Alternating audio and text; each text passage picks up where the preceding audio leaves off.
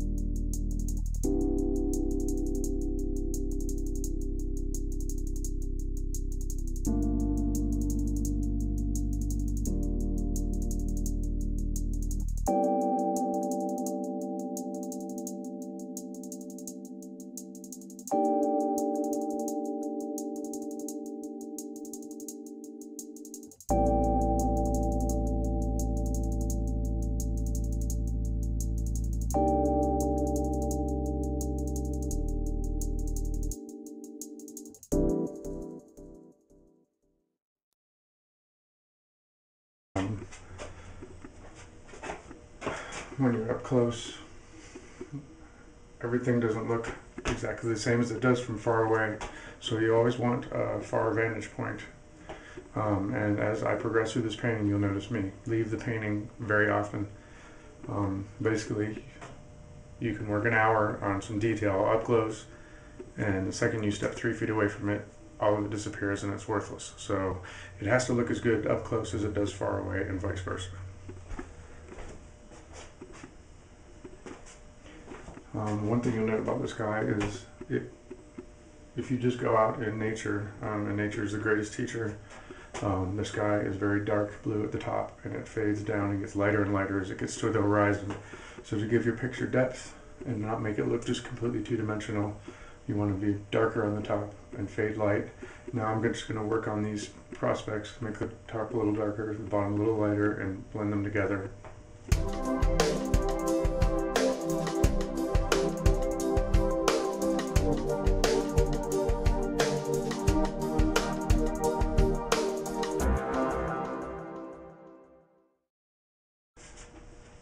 It's okay to paint over your pencil lines. These are just guidelines.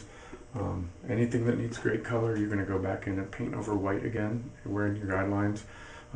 With acrylics, you get the best color out of your paint if it has a white background.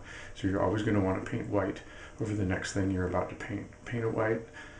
After your background dries, let it dry, and then come over and resketch what you have to into it and go from there, paint on from there.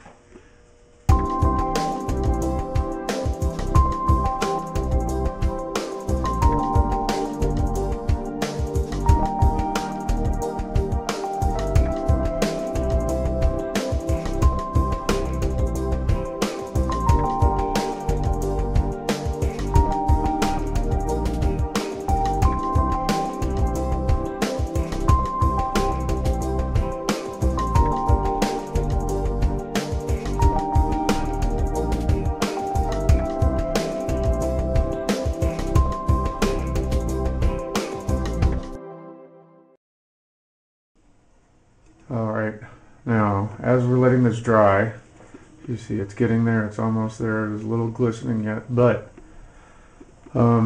depending on how you want your sky to look, you can see I have definite streaks. You can see brush lines, the difference between colors.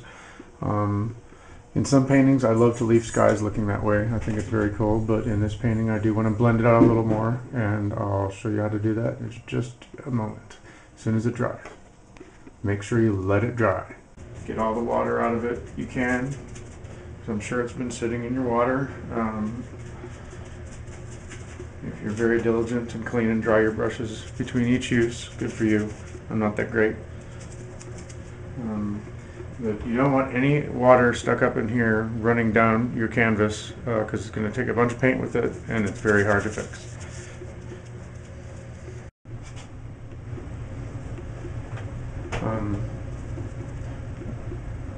Drying your brush, I use my hands a lot.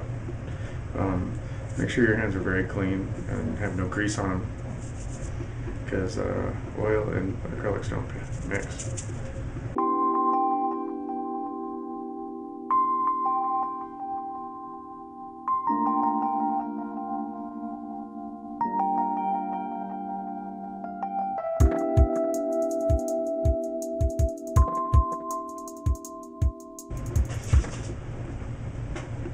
Okay, so with a very dry brush, I took my lighter, slightly lighter blue, cyan blue, which is a great sky blue, dabbed it on there in a decent but not super thick amount, and I just started at that line and scumbled it down, and scumbling is just that repetitive motion, and the further you go, it gets lighter and lighter, and you can just kind of work things out that way.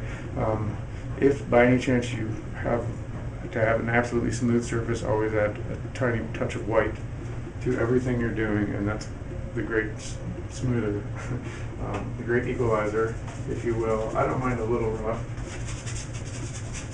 blend at all.